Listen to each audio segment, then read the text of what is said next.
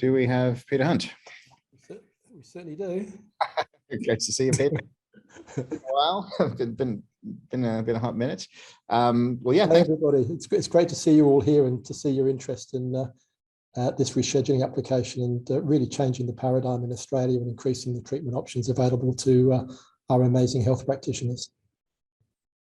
Wonderful. Yeah, we couldn't do any of this without you, and we're certainly doing it all as much as we can for you as well. So, all right, Peter. Well, look, at the end of last year, obviously, MMA put in a submission to the TGA, and that was unsuccessful in getting the particular request. Now, the last one went in on early March, which is a very quick turnaround. Everyone obviously came together, and I didn't see you lift your head for a few months. You were basically like this with papers everywhere, submitting this new rescheduling application. So can you tell us a little bit about the context? Why did you do that again so quickly, and how things sort of changed this time around?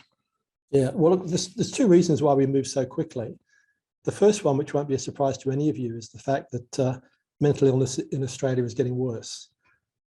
Pre-pandemic, it was already bad. We had some of the worst mental health statistics in the world. 1 in 5 Australians that the Productivity Commission talk about. But there's barely a day that goes by now where we don't see the impact of the COVID pandemic on people's mental health. So there is a degree of urgency in broadening the treatment paradigm. So that was the first reason. The second reason is that whilst we were disappointed with the results of the first rescheduling application, the great benefit of the process was that the delegate who acts for the Secretary of the Department of Health had to give written reasons for declining our proposal. And those written reasons actually have been enormously helpful, because for the first time, we can now target the issues that are concerning the delegate and responding specifically to those issues. The other thing that's been happening is that over the last 12 months or so, there's been even further data coming out on the safety and efficacy of these treatments. We had for psilocybin, we had earlier in the year the results of the Imperial College direct comparison between SSRI and psilocybin-assisted therapy. Later in the year, much later, we had Compass Pathways announcing the results of their phase 2B trials, which was a large trial. At the same time, with MDMA-assisted therapy, we had the benefit of the MAPS phase 3 results coming out in the first half of the year, which basically mirrored the safety and efficacy, the high standards of safety and efficacy achieved in the 6 phase 2 trials that MAPS had done. And we had the Imperial College alcohol addiction trial using MDMA-assisted therapy. So you had a lot of new data coming through, and all of that data was really reconfirming what I think most of us are concluding, and that is that properly done, with proper screening of patients and with trained psychiatrists and health professionals, these therapies can be enormously effective, particularly for people who are treatment resistant when nothing else is working. So that was the reason we turned it around so quickly. We've now been in existence for 3 years, so our knowledge base has increased dramatically over that period. That's enabled us to be more insightful, I think, in this application. And I think if you compare our first applications, which we lodged back in July 2020, with what we lodged in March 2022, there's a dramatic difference in terms of quality and understanding and focus. Oh, wonderful.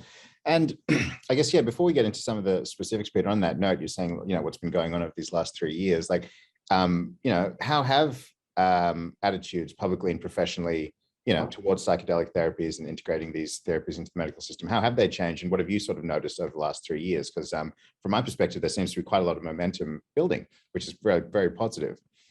Well, the first thing is that I think the awareness of these therapies and how prospective they are is now very broadly understood in the Australian community. We've seen lots of media coverage. My Medicine itself rarely goes through a day without making a presentation to a group of health practitioners or members of the general public, regulators or politicians. So there's been an enormous increase in awareness building. We get virtually no pushback. So, when we present to regulators and politicians, all of them sort of acknowledge that the mental health crisis is real, Secondly, we need innovation. And thirdly, these therapies look prospective. Interesting is the word that I keep getting back from regulators and politicians. From members of the general public and from health practitioners generally, we get virtually no pushback. I think there's broad acknowledgement that current treatments work for some people, but they don't work for a large number of other people. And it's those people that, we loosely classify as treatment resistant that I think we're all focused on at the moment, because the existing system, through no fault, by the way, I should say, of the practitioners, because I'm in awe of health practitioners. I think they do an extraordinary job with what they have. But for people who are treatment resistant, we really do need innovation, and we need to think differently. Yeah, and I mean, obviously working in marketing at MMA, I see a lot of the inbound inquiries that come, and we have, hundreds of therapists, if not more, like really demanding and really hoping for a new set of tools that they can, integrate into their practices to really help their clinicians. And when we hold events, we have people come to us who are, really looking for getting access to the best tools possible to provide the kind of care they want to their patients. So it feels like a lot of momentum, and I think. We also at the start of this year ran a poll, using a very reputable polling outfit, national poll, and the vast majority of Australia at that point did, as you said, Peter, see a distinction between recreational and clinical use, and really support more access for the clinical use of psychedelic therapies and giving people access to that. We're more than happy to share that data as well. It's worth mentioning, Gavin, just on that almost mirrors exactly poll results achieved in Canada, which is a pretty close comparative to Australia. Again, you're seeing people polled in Canada saying, look, these therapies look really interesting. They should be considered for being part of our medical system. So it's always good to, I think, look overseas and see that actually what people are saying in overseas countries is actually quite similar to results we're getting out of Australia. Yeah. Yes, which is really great to see that it is politically safe to do this as well. Just in case any politicians are wondering, whether they should take a stand, you're in good company. So, all right, Peter. Well, there's a lot we can discuss, but I guess we've sort of covered the state of mental health in Australia. That everyone's kind of looking for some new tools. We've sort of demonstrated that there's been a real momentum and support, both clinically and publicly as well. So maybe we want to talk a little bit about rescheduling, why it's so important, and what, why you focus on it, and what that's going to achieve for, for Australia when we can get that through. Yeah. All right. Well, just in terms of background, and some of you may understand this, so apologies if I'm going over old ground. But in Australia, there's a distinction between registered medicines and unregistered medicines. With registered medicines, they've gone through the trial process, phase 1, 2, and 3. The regulator, in our case, the TGA, has been prepared to then register that particular medicine on the Therapeutic Goods Register.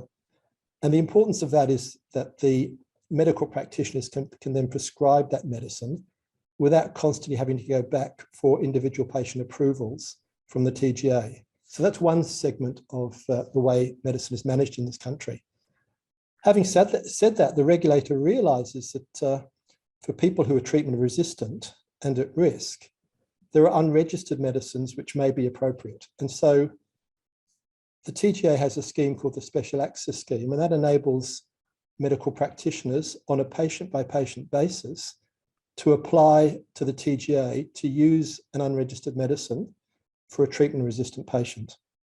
Now, that scheme has been working for a long time, and it currently works with medicinal cannabis, which is an unregistered medicine. And with medicinal cannabis, there have been over 100,000 approvals given by the TGA. So you can actually get volume through that scheme. It's that scheme that we've been using with psilocybin-assisted therapy and MDMA-assisted therapy. And I've got to say, the TGA has been playing its part. We've had about 40 medical practitioners apply to the TGA for approval to treat specific patients with either MDMA-assisted therapy or psilocybin-assisted therapy. And those approvals have come through from the TGA within about 48 to 72 hours. So they're playing their part. The problem is that these substances are currently listed on Schedule 9 of the Poison Standard. And Schedule 9 of the Poison Standard is all about, in quotes, prohibited substances. A bit weird given that they can be accessed through Special Access Scheme B, but that's what they're referred to. And it's that terminology which causes us problems at the state level. As all of you will know, we have a federal state system which has joint responsibility for health. Some parts of health falling in the federal domain, other parts falling in the state domain. And at the moment, around Australia, there are no patient permit systems available for MDMA and psilocybin whilst they remain in Schedule 9 of the poison standard. With the one exception of Victoria, and in Victoria, the state government aren't recognising there's a permit system that's available. So unless we reschedule these medicines from Schedule 9 to Schedule 8, where there are permit systems available, it means that a psychiatrist or medical practitioner who gets approval from the TGA and then seeks to treat a patient with either psilocybin-assisted therapy or MDMA-assisted therapy would perversely be in breach of the recreational drug provisions. So would become criminally liable despite the fact they've got TGA approval. Got it. If we can move to Schedule 8, there are permit processes available in each state and territory. That will then oblige the pharmaceutical departments or the health departments in each state and territory to develop policies for grant approvals. And that will start opening the way for the use of these therapies around Australia. Excellent. And probably as with medical cannabis, it'll start slowly. And then as people get more and more comfortable with the safety and efficacy of these therapies, it'll start increasing. Okay, so that makes a lot of sense. So basically then at the federal level, there's definitely movement happening, but there's that inconsistency between the states and the federal government, and that's the sort of thing we need to get past. Is that correct? Yeah, and if we can get this rescheduling through, we've got a pragmatic response to what is currently a dysfunctional federal state system in relation to these therapies. Great, okay. And yeah, if people have questions about that specifically, then by all means, we can get into that later. So on that note then, Peter, and yeah, I guess we are seeing also at the federal level, do you want to talk a little bit about the research grants that have been put through for this year and some of the clinical trials that are happening in Australia?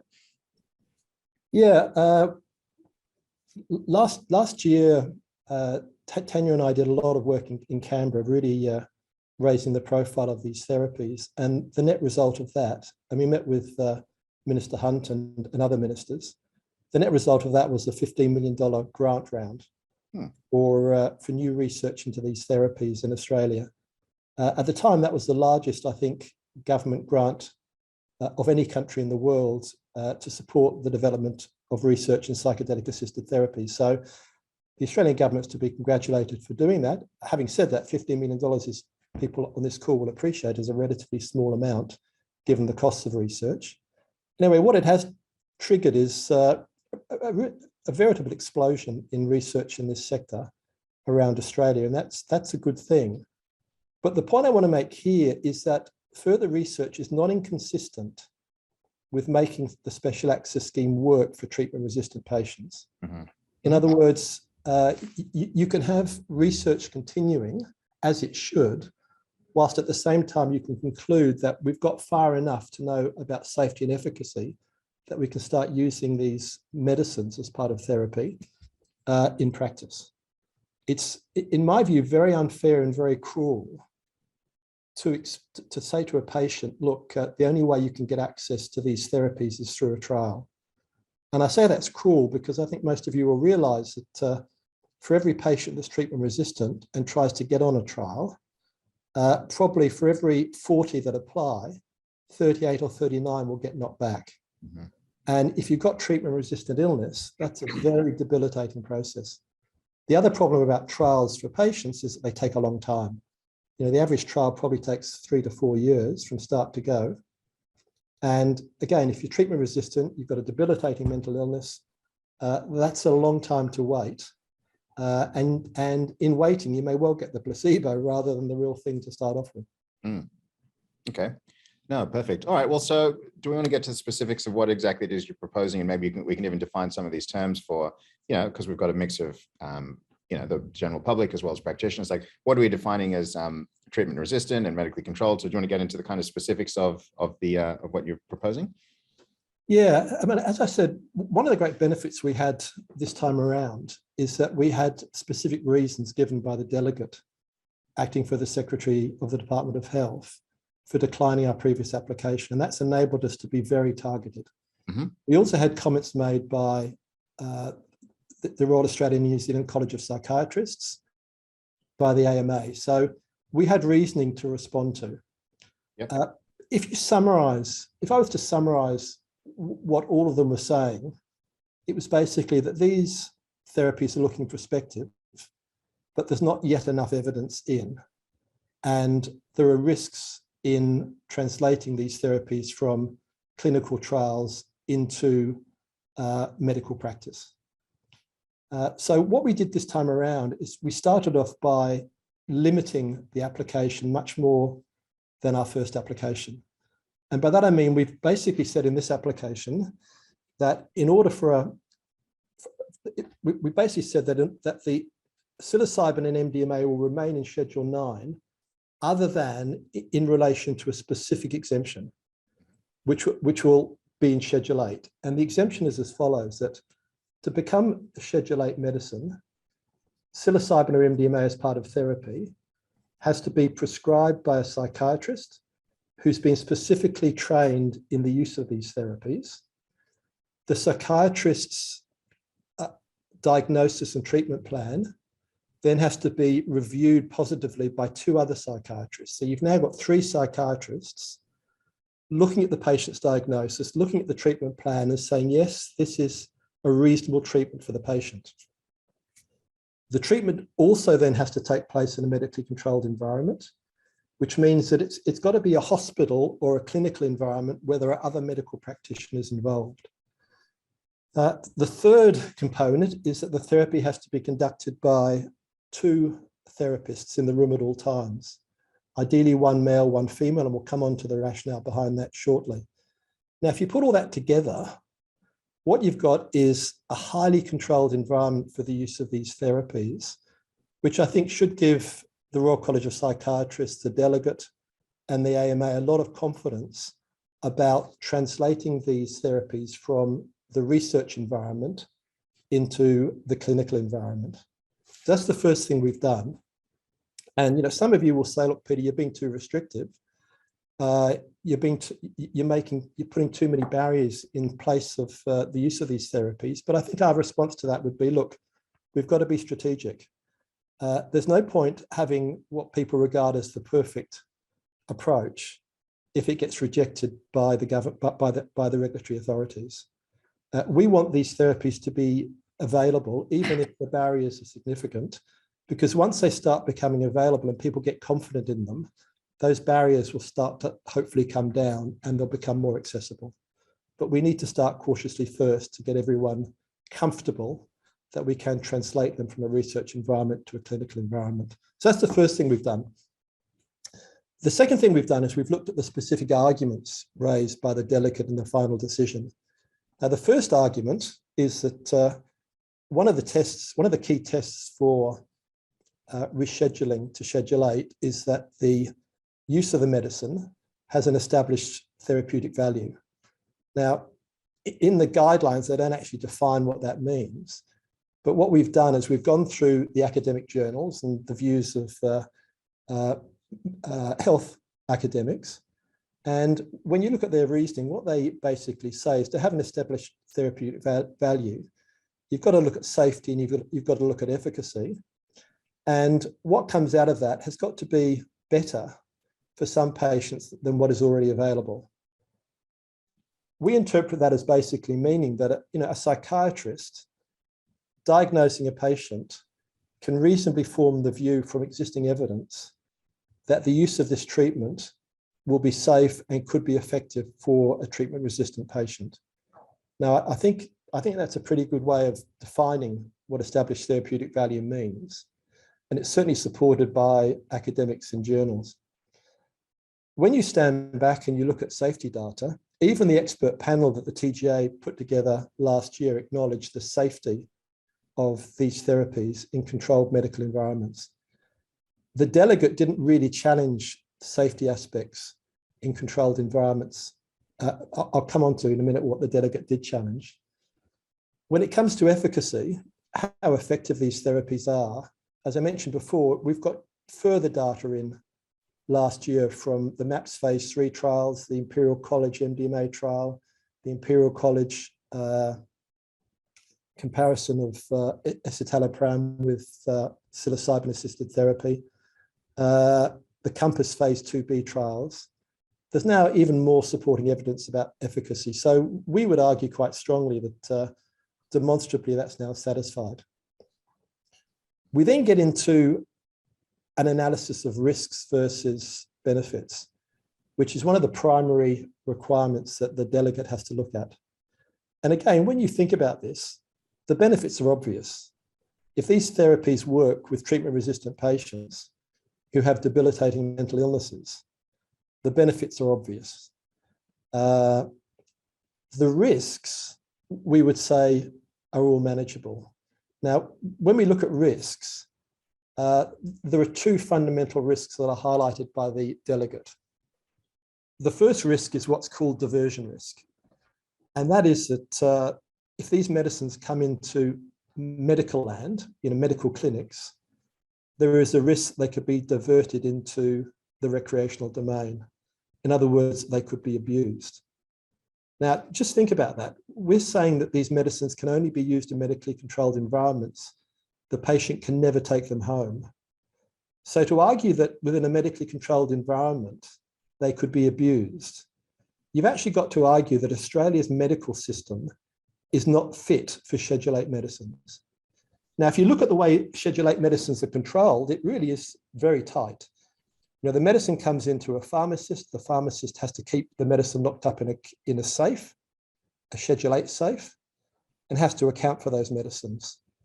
When the medicines are taken from the safe on the prescription of a medical practitioner and handed over, there is accountability.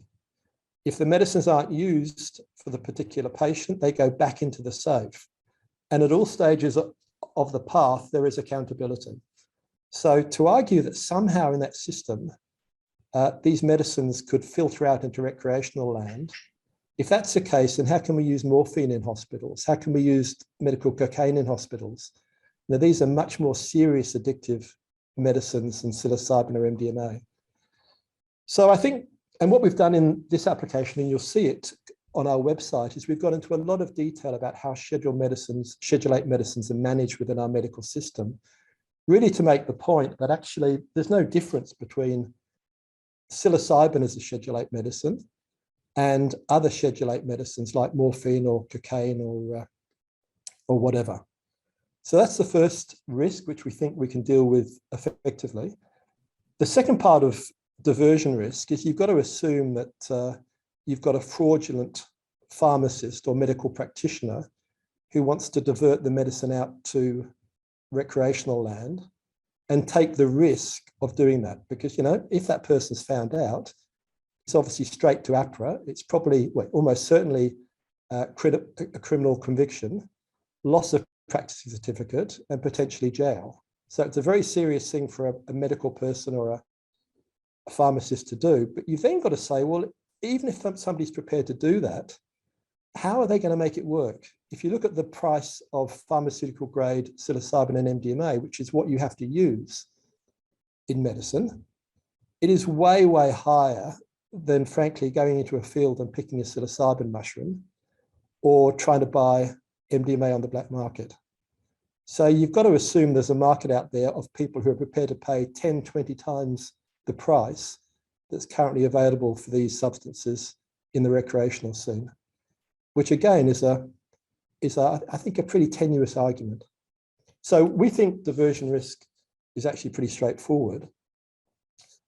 The other risk that's highlighted is what they call translation risk. In other words, the risk of translating the medicinal therapy from heavily controlled research trials into a health clinic / hospital environment. Now, let me say at the start, that translation risk is there for every medicine that comes out of research and goes into medical land. Psilocybin and MDMA aren't unique in terms of that translation risk. But when you think about it, the way we structure this so that firstly, as Schedule 8 medicines, they would have all the controls in place for the transfer of the medicine to the patient. And then in addition to that, you can have 3 psychiatrists involved confirming the treatment plan and the patient's diagnosis. You're going to have two trained therapists. Everything's going to happen in a medically controlled environment. It's pretty hard to say there's a significant translation risk, or a translation risk any more significant than any other medicine that's coming out of research land. So again, we think that that can be responded to pretty effectively. I should, by the way, say, and I should have said it in relation to established therapeutic value, that we've got letters in our applications for both drug science in the UK, who many of you know is chaired by Professor David Nutt, one of the leading researchers in this field in the world. And we also have letters from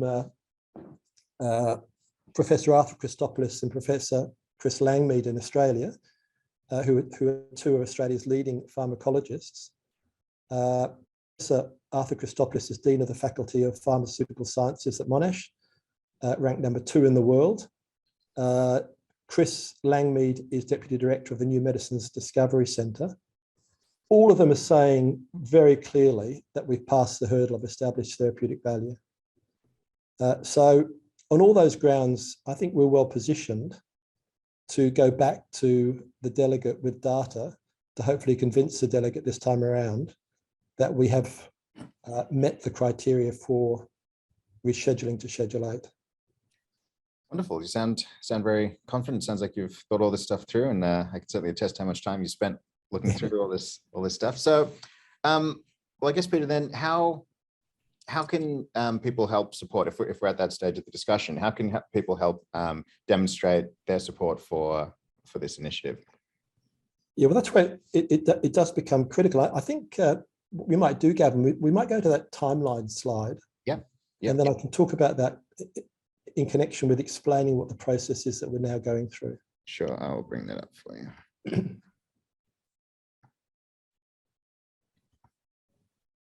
All right, it was this one? Yeah. The TGA rescheduling process is quite a long process. You can see there from the closing of applications in early March through to effective date for rescheduling, it's about 11 months. And it's 11 months partly because there are 2 public submission periods. And you'll see what happens. We put in applications early March. They then get put on the TGA website in early April. So any day now, they'll appear on the TGA website. But you guys haven't got to wait because they're already on the MMA. When they go on the TGA website, the TGA will be calling for public submissions on the applications. And that's where we do need help, because we need as many submissions as possible to be handed into the TGA supporting our applications. To make it easy, what we'll do is, as soon as we get the actual dates from the TGA, we'll put a how-to guide on our website to really make it easy to make these submissions.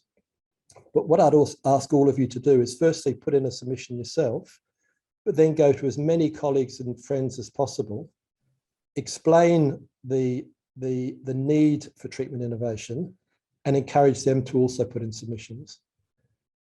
At the same time, and we'll cover this in our how-to guide, it's really important for you to contact your state or territory Department of Health.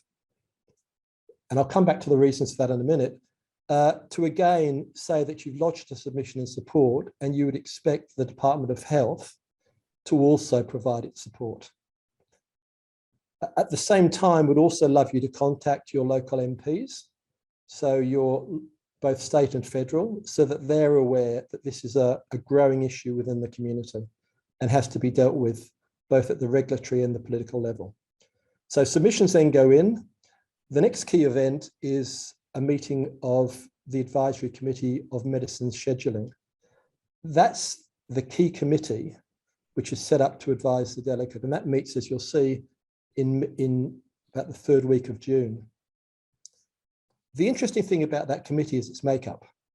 About half of the committee members are appointed by the Commonwealth, and they tend to be external parties.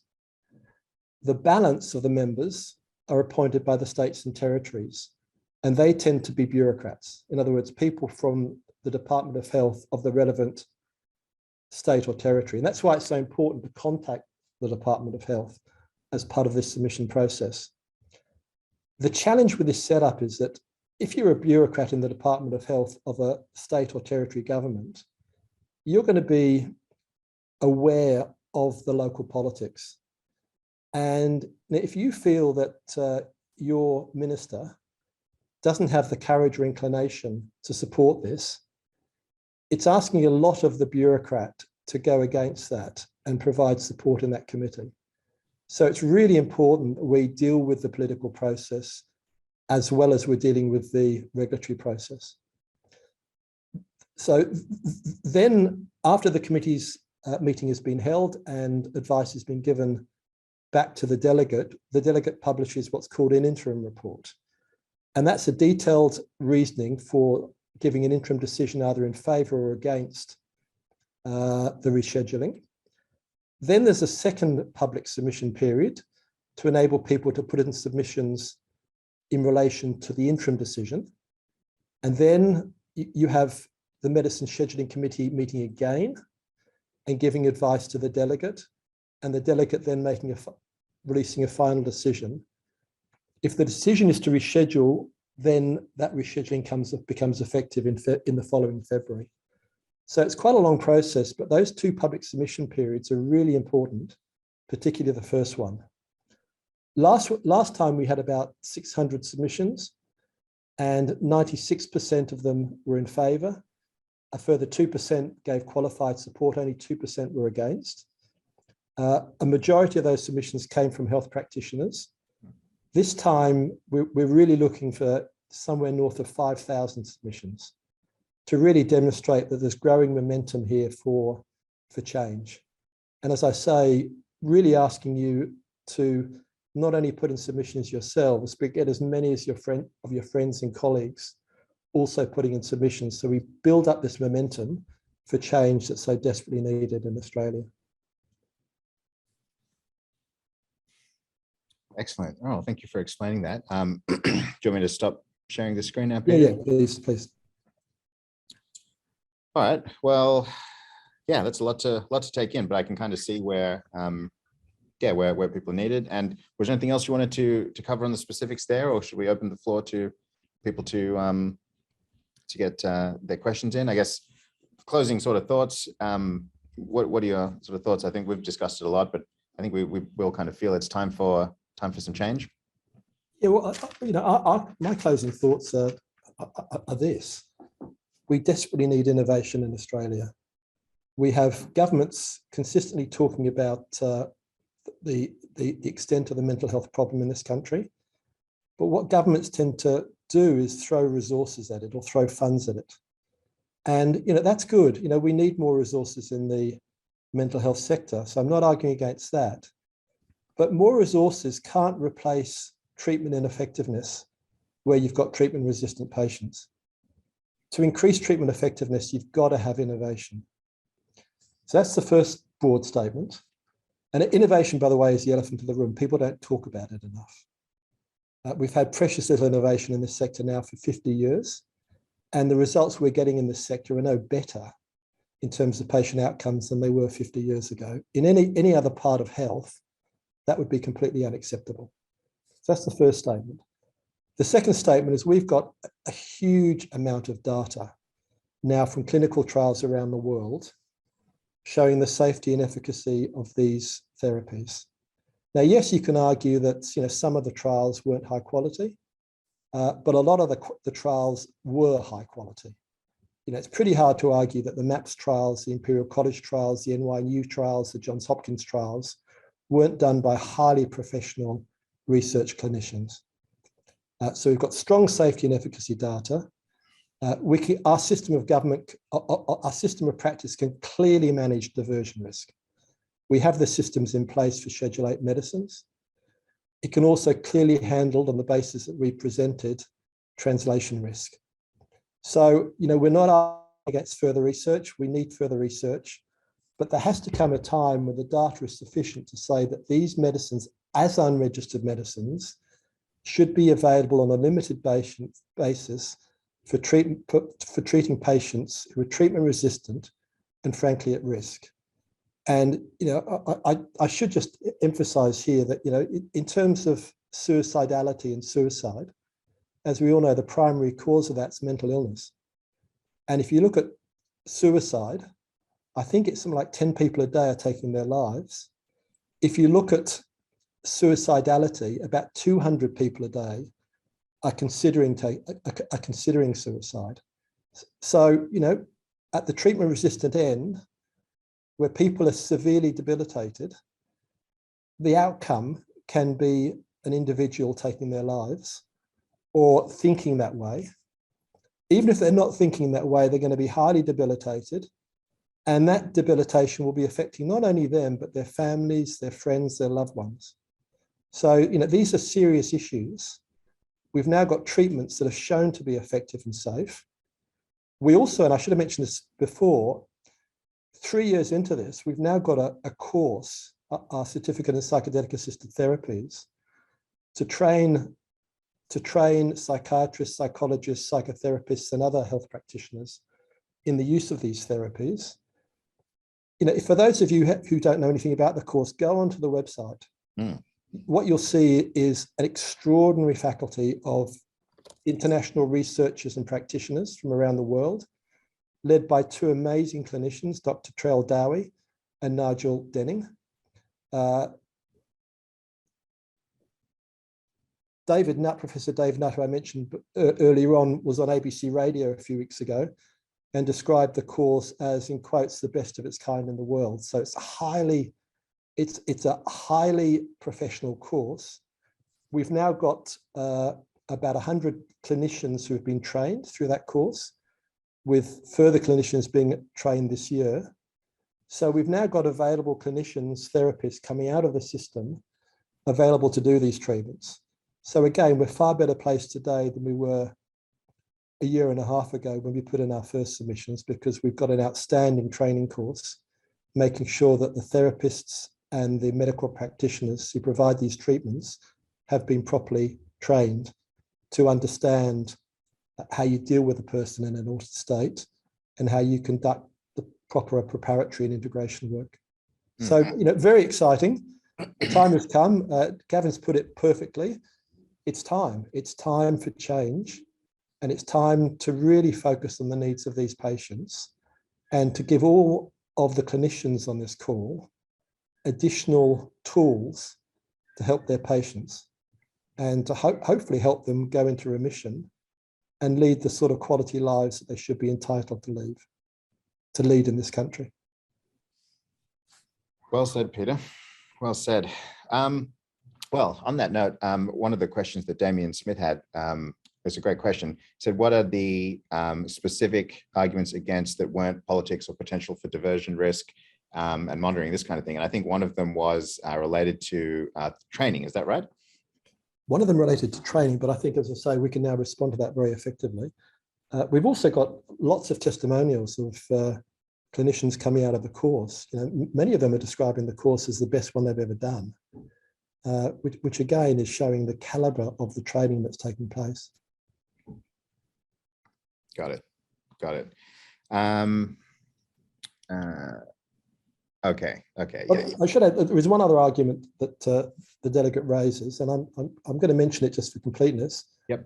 And that is that these substances are still in Schedule 1 of the UN Convention on Psychotropic Substances. Oh, yeah. Yep. And for that reason, they shouldn't be rescheduled. Now, the reason I raise that to dismiss it is as follows. Firstly, when you actually look at the UN Convention, there is a specific exemption for limited medical use, which neatly fits into the special access scheme and the use of these substances as Schedule 8 medicines. That's the first reason. The second reason is that there are quite a few precedents where the TGA have down-scheduled a substance that's in Schedule 1 of the UN Convention. Mm-hmm. And medicinal cannabis was a prime example at the time of its rescheduling. So if those substances could have been rescheduled, why is MDMA and psilocybin so different? And the third reason that I think argues against the UN convention argument is that other countries are utilising these substances. So, for example, in Canada, they're now accessible under the Canadian Special Access Scheme. So you've got to ask yourself, why is a Canadian more worthy of these treatments than an Australian? Why are they able to be used in Canada, in Israel, in the United States, and Switzerland under special access schemes if the UN convention is a problem? We've got to really get over that argument. And again, in our application, we've given all these reasons. And we hope that this time around, the delegate won't even mention that argument. I mean, frankly, if I was a patient with treatment-resistant depression or treatment-resistant PTSD, I would feel pretty let down by my regulators if they use that argument to suggest that I shouldn't be given access to these therapies. Pretty let down. All right, well, Lewin Lewis has got his hand up. Oh, he's left now. Okay, that's fine. Christina's got her hand up. Should we unmute Christina and let her have a question? Yeah, please do. Yep. All right, Christina. Awesome. Hi, thank you so much for your time. So, Peter, if it's okay, I just had 3 quick questions. So the first one is, if you're a medical practitioner with general registration and Schedule 8 prescribing rights, but you're not affiliated with RANSP, are you still eligible to prescribe the medication, or do you have to specifically be a psychiatrist? And if it's a psychiatrist initially, is there a scope to expand that to medical practitioners? Yeah, I mean, initially with in this application, we are restricting it to a psychiatrist prescribing with 2 other psychiatrists reviewing. As I mentioned before, that's a strategic approach. We think if we make it too broad, the application will have less chance of getting through. Now, having said that, I think once we see these therapies being utilised and regulators getting more comfortable with them, there's no reason why in the future medical practitioners who have specific training in these therapies and in diagnosis and contraindications, there's no reason why they shouldn't also be prescribers. But I think we have to go through a period, it's almost like a trial period, where the experts, the psychiatrists, have the prescribing rights. But the reality is, this problem is so big that unless over time we expand it more broadly to other medical practitioners, we're just not going to have the reach that we need, given the number of people in Australia with treatment-resistant depression and PTSD. Yeah. And in that situation where you've got a medical practitioner like myself who completes the CPAC course, and where exactly would their role fit in? Like, for example, if they're currently training in psychotherapy, where does their role fit in that instance? Oh, they would be one of the 2 therapists available for the medicine dosing sessions and for preparation and integration of the patient. See, I don't think most psychiatrists are going to want to spend 8 hours in a medicine dosing session. I mean, they may do it initially just to get a feel for it. But, these psychiatrists, a lot of them are working on 15-minute, 30-minute, 1-hour appointments. And to give the time that would be necessary, I think only a few of them will want to do that. Most of them will just want to be the prescribers and the people who design the treatment plan. But the real hard work is done by the therapists. They're the ones in the treatment room. They're the ones looking after and caring for the patient. And that would be a primary role for people coming out of our CPAC course. And on that note, yeah, I mean, we want to sort of keep the focus of this one on the TGA rescheduling, because obviously you can say it's quite detailed and it's got a lot of technical stuff in there. But we'd love to hold another webinar with the heads of training of Mind Medicine Institute, and they can go into all the stuff that relates to therapists and how that'll shake out, because obviously Peter and myself are not therapists. But it's an excellent question. Yep. And I apologize. Hopefully that's not crossing into that territory. But with the accreditation from the CPAC course, does that mean that once you're done, that's basically enough accreditation for you to start practicing when, or hopefully when, the medicines are rescheduled? Is that enough accreditation for you to start working in that arena? It should be, because if you step back and look at, let's assume our application goes through. The first test is going to be, as I mentioned, the prescribing psychiatrist reviewed by 2 other psychiatrists, but the prescribing psychiatrist having been trained in these therapies. And when you look at the quality of our training, I think it's pretty hard for anyone to argue that it's not top quality training. The second component is then 2 therapists in the room, again, properly trained. And again, it's pretty hard to argue that the training we're providing isn't training of the highest quality. So I can't give any guarantees until we get a decision from the TGA, but it seems to me, if they don't acknowledge this training as being sufficient, it's pretty hard to see what will ever be sufficient, given the caliber of the trainers and the caliber of the course and the testimonials that we're getting from course participants. So, people who graduate from our course really are at the vanguard of providing these therapies in Australia and this paradigm shift that we're all seeking. Yeah. I'm so sorry. Just the last question, if that's okay. Yeah. Thank you. Okay, so let's say it gets rescheduled effective as of February next year. Yep. How quickly would practicing come into effect after that? Well, the first thing there is that we need these 2 sets of approvals, federal and state. We know that medical practitioners can get approval from the TGA very quickly. So the TGA doesn't appear to be a problem. They seem to be working very efficiently. What state and territory governments will have to do is start developing policies for granting approvals. And they will no doubt start doing that before the final decision, if they think the final decision will be in favour. That will be an education process, and hopefully that won't take them very long. And again, one of the reasons we're saying to people, as part of your submissions, also let your local Department of Health know what you think, is so they really focus efficiently on developing permit access policies so permits can be issued quickly and efficiently. So I think, hopefully pretty quickly.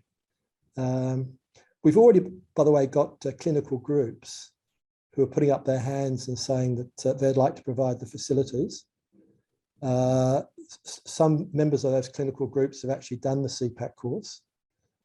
So they're already sort of gearing up in the expectation that these therapies will become legally available, and they are looking to be at the forefront of it. Awesome. Thank you so much. Appreciate it. Pleasure.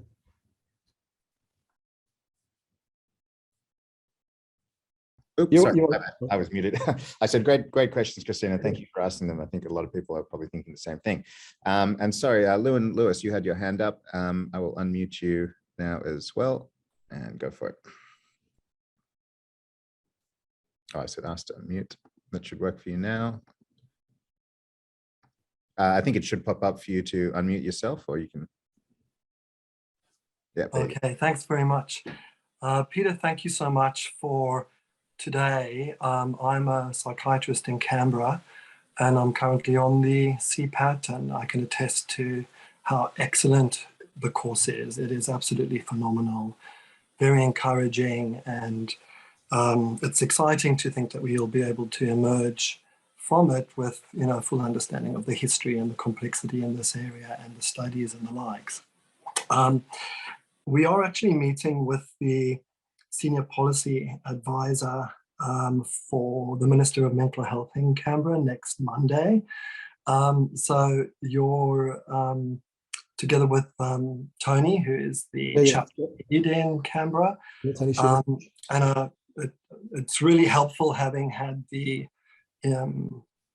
detail that you've given to us today. But I was wondering whether you had some way of turning it into a very useful kind of PowerPoint or something that we may be able to just share with the Senior Policy Advisor, because you said, once this gets close to being an outcome with the TGA, policies will need to be developed in local governments. And of course, it would be great if we had our foot in the door with a senior policy advisor who could be well apprised of what's coming ahead of time. So it's this is just me saying thank you very much for doing it, and super excited. I mean, I'm in private practice. I see a lot of, and in public service, I'm in a crisis team where I see a lot of treatment-resistant patients with both depression and PTSD who literally have reached the end of the line.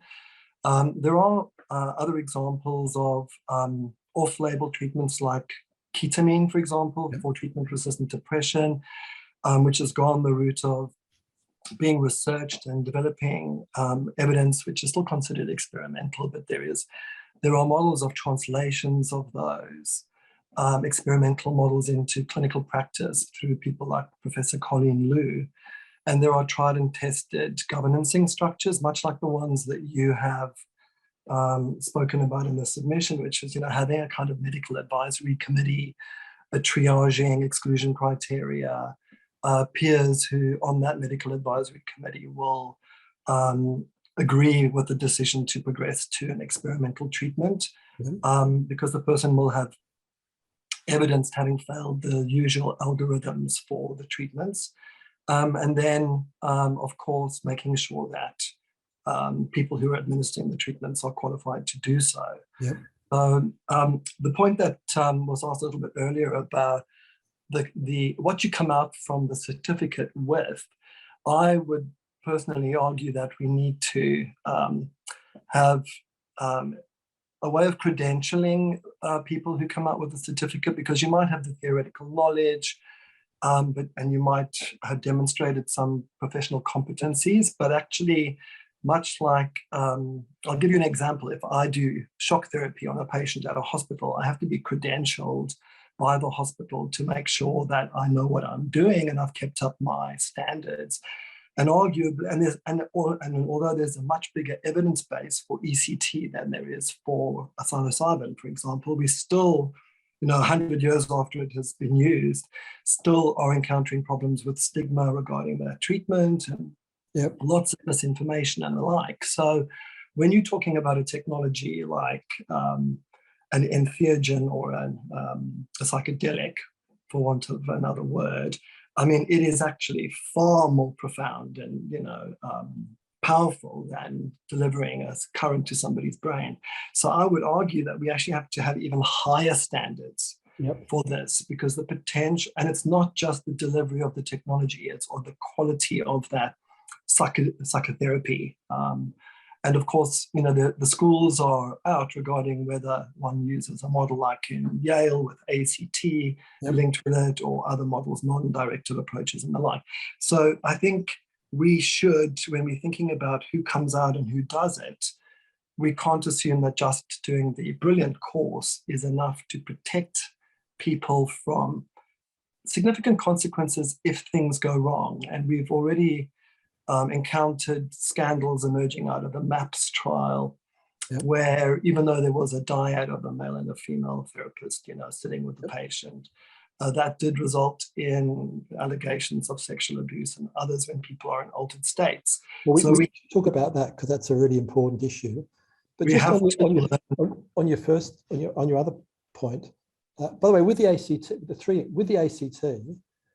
what we need to do is get the regulators to go from this sounds interesting to being proactive and starting to really delve down into the quality of the course, the quality of supervision, because it's so easy for a regulator to say, look, this looks interesting, but we need them to get to the next stage of saying it looks interesting, therefore I need to do something to see if I can make it work. So that's the first thing. I think the second thing is that one of the things that Nigel Denning and Dr. Trell Dowie are working through now is supervision. So, somebody graduates from our CPAC course, there'll be a supervision requirement in the initial stages of providing these therapies, and then regular supervision requirements down the track, in just the same way that psychotherapists have to be supervised from time to time. to make sure they're up to the appropriate standards. In relation to the third issue about risks which you've pointed out, or risks of abuse, the way I look at that is I start with the risk of doing nothing. In other words, we're not comparing a situation where there is no risk compared to risk. If a person is treatment resistant, as you quite rightly point out, they're leading debilitating lives. Some of them are seriously at risk. Unless we do something, that could further deteriorate. In terms of the way we've presented this, it's highly unlikely that any abuse is going to occur in a medically controlled environment where you've got other medical practitioners in the clinical environment.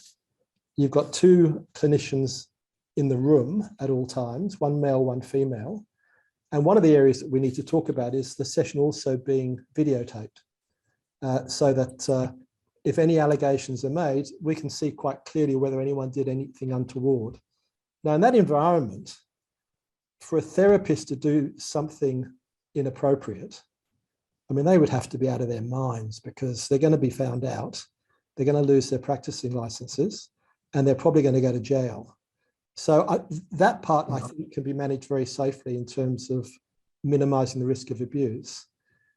The area where there are issues is pre and post, where you may only have one therapist involved in preparatory work and one therapist involved in integration work. But that is no different from any other therapist-patient relationship. You know, there is a power imbalance between a therapist and a patient, between a doctor and a patient, and wherever there are power imbalances, there is the potential for abuse. But I don't think we should make a special category of this, because I agree. I think the key thing is to ensure that we have the highest standards of clinical governance, absolutely, which you have in policies and procedures and supervision, absolutely, credentialing, and and I suppose just finally saying, I think the approach that you've taken in terms of starting with a foot in the door in a highly governance way is how it should be done, because these are really powerful treatments. They can transform people's lives. They also have very powerful mechanisms of action which are incompletely understood and are still experimental, even though we're seeing the emerging evidence. So we have to protect the clinicians who are coming out, protect the patients, and give all of those assurances to the governments, because they want to be sure. And, you know, when I think about the diversion risk that you mentioned earlier, I mean, I prescribe Schedule 8 drugs, which include things like dexamphetamine for, you know, ADHD, which can be transformational for a patient. But, you know, these drugs do leak out, and we still get to prescribe them. I was talking to somebody last night who's been experimenting with her boyfriend's medication, and it's worked. But of course, because they get takeouts, it's far more risky than the model that you had described. Yeah, exactly. The patient's taking them home. Yep. Yeah. Yep. Yep. So thank you very much. If you guys had a stand, because you did it so eloquently and you presented it so beautifully, you know, one hopes to be able to give the same message to the policy advisor one day, but having some, like a structure, and I'm sure there'll be other people here who want to meet with their MPs, and their policy advisors and ministers of mental health, and having the messaging, you know, on point and evidence-based and all the rest of it. If Mind Medicine could curate something like that for us. We definitely will. Whether we'll be able to do it by Monday is a question, but what I can, at the very minimum, Llewellyn, is send you and Stuart a letter that we recently sent to the New South Wales Health Department, which in 2 pages really mapped out the arguments. That would be brilliant. Thank you. Yeah. But thank you for those questions and being involved in our CPAC course and the comments you made about it. Yeah. Any other questions, Gavin? No, I mean, we're coming on to the hour, and so just to be respectful of people's time, I think the other thing to mention is, well, first of all, I'm incredibly grateful and humbled to be, you know, around people asking and thinking about these things in such detailed ways. I've, as a just member of the general public, feel, you know, I'm very glad that people are thinking through these and taking the time to think through it. And this will be the first of many webinars we'll be doing over the course of the next, you know, few weeks, I suppose, to ensure that, you know, we're really canvassing the support and getting the right people involved. So yeah, I think maybe it's probably good to wrap it up there, Peter, and I will get to work on creating a condensed version of this that you can then share to the various constituents you want to, and we'll be in touch about the next webinar. Yeah, and if there are any questions that haven't been answered on the chat, I mean, you know, perhaps if anyone wants to stay on a bit longer just so I can respond to those, we can do that, Gavin, or we can get them through the email system, whichever suits. Well, we're seeing quite a lot of people drop off, so maybe, well, up to you, Peter. What do you want to do? Do you want to stay on? I think we maybe want to get them through email, and then we can deal with it there, because I think we've got some work to do to condense this and get it out to someone by Monday. Is that? Yeah. But just I saw one coming through about the lack of psilocybin trials. It's actually not true. I mean, if you look at the number of people that have been through psilocybin trials, it's something like 1,500. You know, certainly there are the more recent trials. There are a fewer number, but you know, these trials have been going on since pre-prohibition. The other thing we shouldn't forget is that whilst we're completely focused on the medical domain, there is a lot of knowledge about the effect of these medicines that can be gleaned from the recreational domain. So again, we can draw learnings from that as well. And just to, if I may conclude with one comment, we had a meeting some time ago with the previous president of the Royal College of Psychiatrists, and we had with us a very senior psychiatrist. And the point he made, which I think is a really important point, is that there's always a need to do further trials. And you can say that with virtually any medicine. You know, SSRIs, definitely we need more trials. Ketamine, we need more trials. Antipsychotics, we need more trials. But there comes a time when the need is so great and the safety and efficacy data is so supportive that we've got to bring it into clinical land at the same time as we do further trials. And we think, given the debilitating nature of these mental illnesses and the number of people at risk, this has to be the time when we start exploring the use of these medicines in a clinical rather than a research environment. There's plenty of safety data to support that, lots of efficacy data. It really is time that we gave people suffering from these mental illnesses the chance to have a treatment that could, not necessarily will, but could get them into remission. Yeah, hope is a powerful thing. Yep. And thank you all for being so interested in this subject. There'll be further webinars on this, particularly when the how-to guide is out for the submissions. But we do need everyone's support to really drive home to regulators and politicians and health bureaucrats that it is time to bring in these therapies into our medical system on the restricted basis that we're proposing. So we then get the benefit not only of, you know, hopefully treatment-resistant patients getting well into remission, but real life data coming back about how these therapies can be improved in practice. Wonderful. Very exciting stuff. All right, guys. Thank you, everyone. Thank you so much, Peter, for everything you do. We genuinely appreciate it. Yeah, it's just, clearly you've been very, very busy, and we all genuinely appreciate it. So thank you very much, everyone, and we'll be in touch soon. Right. Good to see you all. All right. Bye-bye. Bye-bye.